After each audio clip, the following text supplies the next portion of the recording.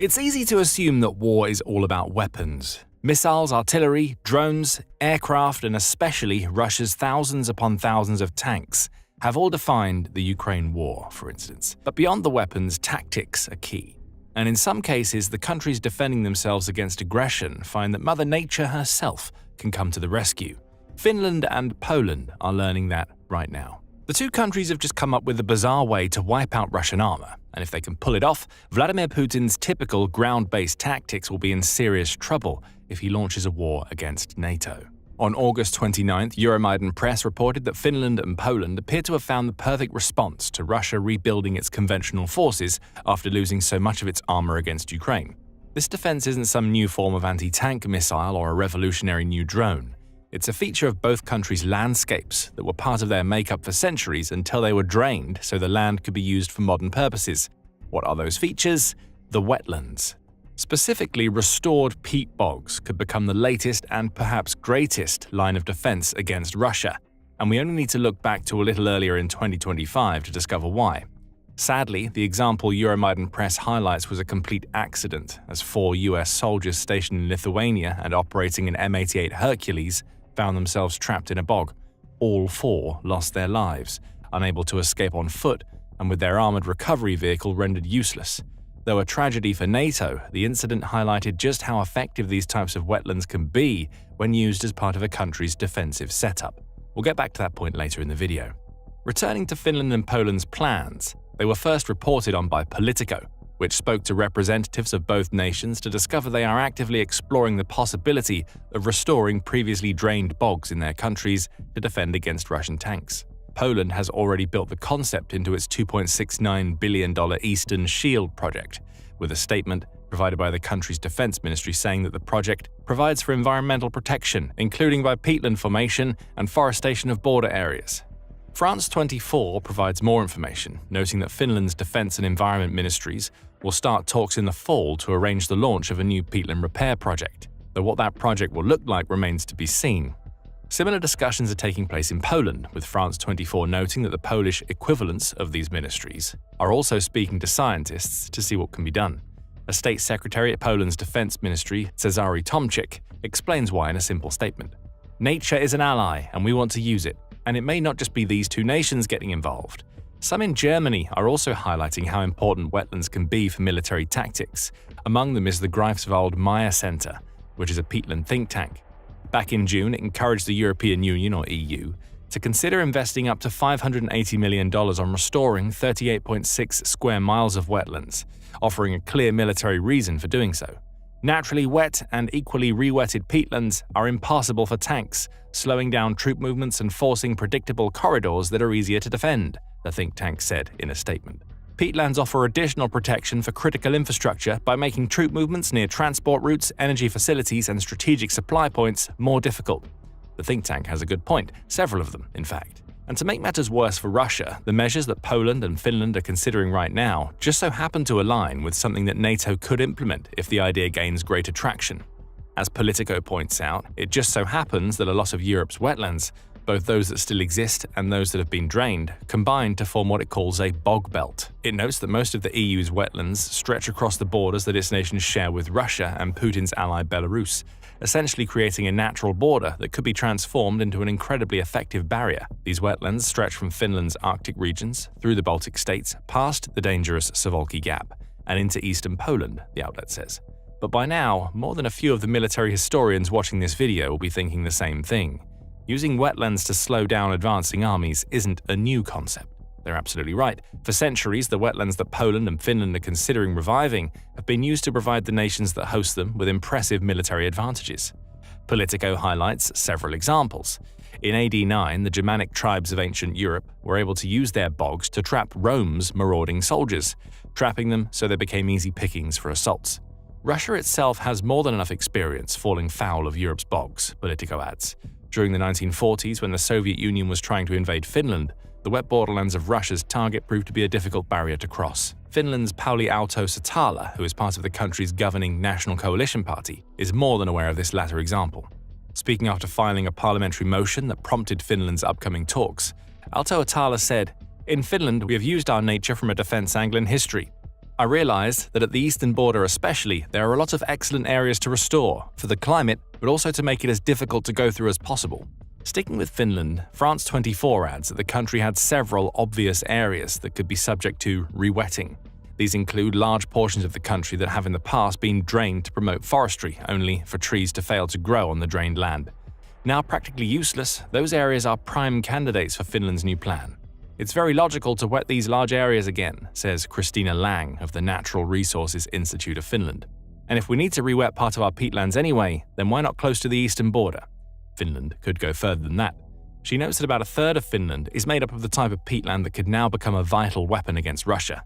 However, half of that land has already been drained. Much of it won't be usable in Finland's new strategy. The land was drained for forestry or to create land useful in domestic agriculture. But in examples where draining hasn't given any decent results, why not re-wet the land to make it dangerous for Russian soldiers to cross? After all, Putin has made plenty of threats against Finland since the beginning of the Ukraine war. Most of those threats were made during the build-up to Finland joining NATO, which Putin saw as a threat to Russia.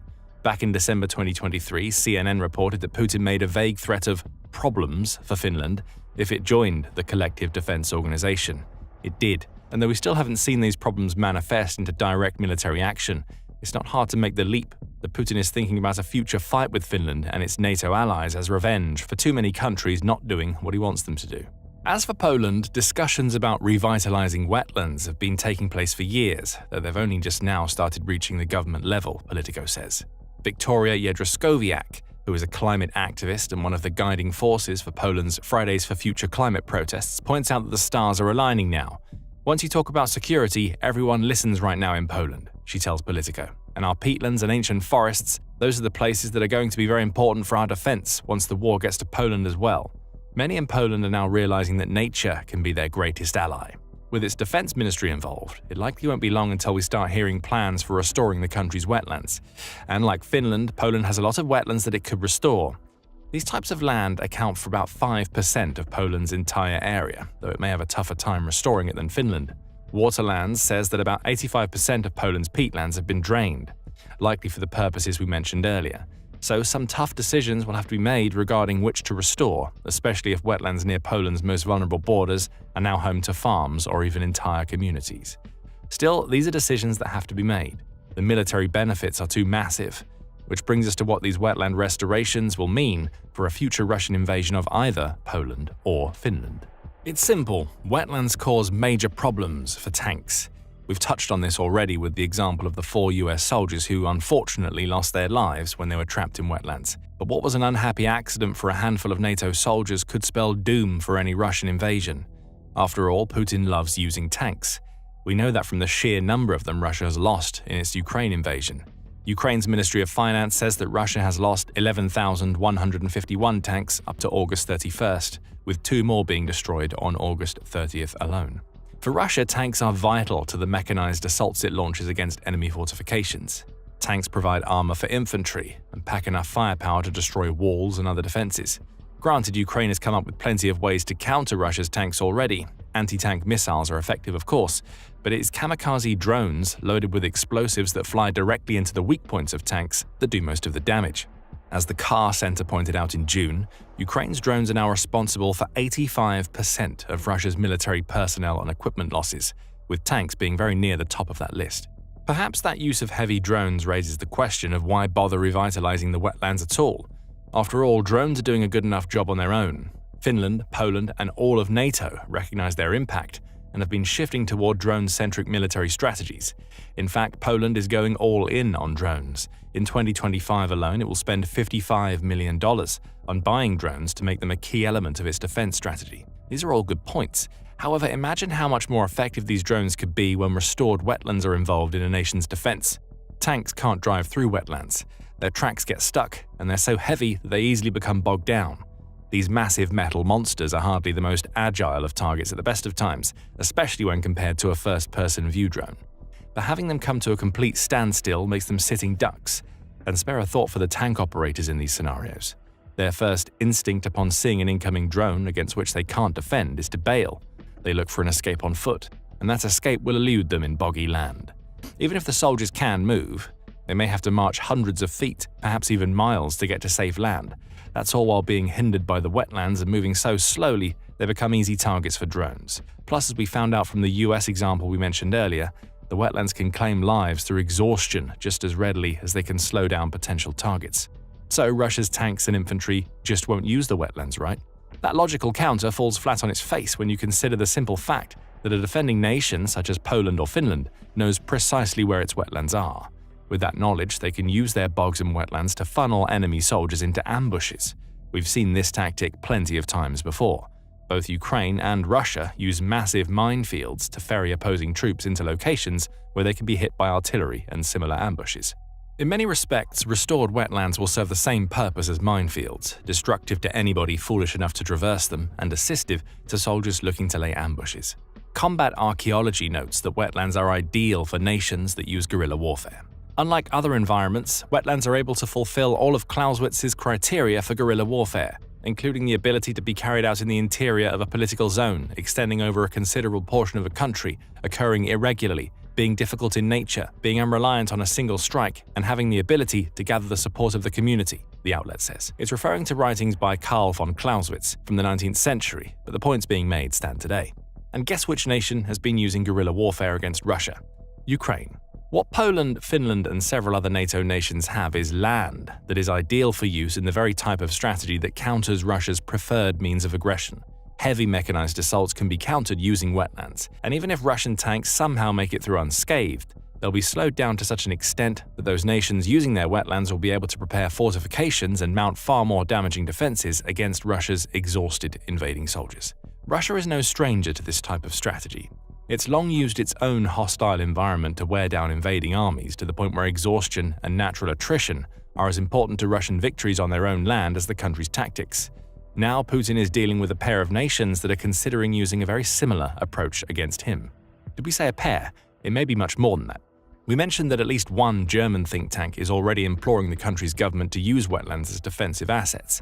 But beyond Germany, Poland, and Finland, there are others. Ukraine, for instance, would love to restore its wetlands. In June, Euromaidan Press published a piece in which it noted that Russia's surprise assaults against Ukraine via Belarus may not have succeeded were it not for the decades-old Soviet programs that eliminated the wetlands in much of Ukraine's north. If those wetlands were still there, Russia would have had a much harder time gaining territory in Ukraine's north than it did during the initial days of the invasion. There are now calls for Ukraine to bring back its wetlands as best as it can. The cost isn't necessarily a problem. The cost of restoring a single hectare of wetland runs between a couple of $100 and a couple of $1,000 in the country, depending on the location. It's time that Ukraine doesn't have. Full re-wetting takes between 2 and 4 years, Euromaidan Press reports. That's fine for the likes of Finland and Poland, which have the time to dedicate to the task. But for Ukraine, which is engaged in a very active war, wetland restoration has to fall on the back burner, no matter how useful it might be. There is also talk in some of the Baltic states about following Finland and Poland's lead. On August 28th, Politico reported that Estonia had become another EU nation to launch ministerial talks exploring the possibility. Speaking to Politico, a spokesperson for Estonia's climate ministry said, "I can confirm that we have started early discussions with the Ministry of Defense and would like to include them in a nature restoration project." Those talks are still in their very early stages, but they prove an important point. The wetland restoration concept has legs as a viable military tactic. It also doesn't hurt that wetlands are good for the environment, meaning they allow nations like Poland and Finland to counter Russia's aggression in another way. There's no denying that the Ukraine war has been a climate disaster. The World Wildlife Fund notes that entire ecosystems have been destroyed, and the country has experienced 78 times more fire incidents than it did the year before Putin launched his invasion. In Russia, Ukraine has been using a series of devastating deep strikes to take out oil refineries. Those strikes are effective. They've disrupted around 17% of Russia's total refining capacity, but these strikes, combined with others targeting fuel sources, send a lot of carbon into the air that might otherwise have been released over a much longer period. Wetlands, particularly peatlands, can counter some of this environmental impact. As France 24 notes, peatlands essentially act as carbon sinks, trapping the harmful material in the land rather than allowing it to escape into the atmosphere. This environmental benefit is the reason you've heard so many mentions of environmental and defense agencies working together in this video, and they may prove vital to this bizarre strategy coming to fruition. As Politico reports, the EU has recently passed the Nature Restoration Law, which requires EU countries to restore 30% of their degraded peatlands by 2030 and 50% by 2050. That law gives all EU nations until September 2026 to create draft plans covering how they'll meet these ambitious targets. Call it providence, coincidence, or synergy, but this seems to be a rare case of environmental and defense agencies working toward the same cause rather than butting heads against one another. Finland and Poland's upcoming plans are now going to be part of a continent-wide environmental project that just happens to be very useful for defense against Russia. There's just one problem to confront. It's not easy to restore peatland, especially when that land has been developed for other purposes. Beyond the time constraints we mentioned earlier, the very act of making previously wet land wet again comes with some risk. Deliberate flooding of land could be seen as an option, for instance. Ukraine did that back in March 2022 when it destroyed the Kozyrovchi Dam to create makeshift wetlands that succeeded in slowing down Russia's troops. However, this kind of strategy comes with a lot of pitfalls, not least of which is the introduction of toxic materials from reservoirs into these new lands. As Mark van der Waal, who works with the International Union for Conservation of Nature, notes, if you re-wet rapidly, then you just end up with a lake, basically, and not necessarily with all the biodiversity that you might envisage. That may not matter from a military perspective. Rapid re-wetting could even be better for defense for the obvious reason of allowing wetland barriers to be created quickly. However, the synergy we are starting to see between defense and environmental agencies would disappear, which would cause such projects to end up so mired in red tape that the speed advantage is lost. So we have the talks. Poland and Finland are having them. Estonia is too. And thanks to a new EU law, NATO's eastern flank could soon become a wetland wonderland that will bog down Russia's armor so much as to render it practically useless. Putin has a lot to think about now. But Russia's leader and his soldiers are more than familiar with their enemies using unique and bizarre methods to counter their aggression. Take drones, for example. Ukraine has come up with a genius way to outsmart Russian drones, and it's far simpler than you might think. Find out more in our video, and remember to subscribe to The Military Show for more video commentary on the latest developments in European defense. And thank you as always for watching.